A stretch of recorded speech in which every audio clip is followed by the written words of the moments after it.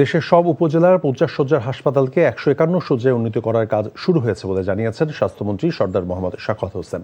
এছাড়া প্রতিটি হাসপাতালে আইসিইউ ছাড়াও কিডনি ডায়ালাইসিস সেন্টার স্থাপন করা হবে বলে জানান মন্ত্রী। সকালে রাজবাড়ী বালিয়াকান্দি উপজেলার বহরপুর ইউনিয়নের রাঘটিয়া গ্রামে ভুল চিকিৎসায় মারা যাওয়া কণিকা রানী মণ্ডলের বাড়িতে গিয়ে সাংবাদিকদের এসব কথা বলেন তিনি। ফরিদপুরের সমরিতা হাসপাতালে চিকিৎসকের অবহেলায় কণিকা রানীর মৃত্যুর ঘটনায় 5 সদস্যের তদন্ত কমিটি গঠন করা হয়েছে। তদন্ত প্রতিবেদন হাতে পাওয়ার পর ব্যবস্থা নেওয়ার আশ্বাস দিয়েছেন মন্ত্রী।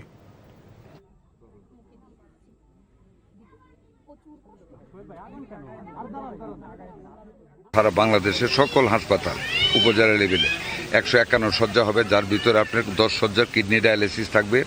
মেয়েদের জন্য মেয়েদের চিকিৎসার জন্য 20টা সিট থাকবে, বাচ্চাদের জন্য 20টা সিট থাকবে, কিডনি ডায়ালিসিসের জন্য 10টা সিট থাকবে, ফিজিওথেরাপি মেয়েদের জন্য একজন মহিলা ডাক্তার থাকবে, পুরুষদের জন্য আলাদা পুরুষ ডাক্তার থাকবে, ব্রেস্ট ফিডিং সেন্টার থাকবে, মডার্ন প্যাথোলজি থাকবে। আমরা অনেকগুলি কার্যক্রম গ্রহণ করেছি।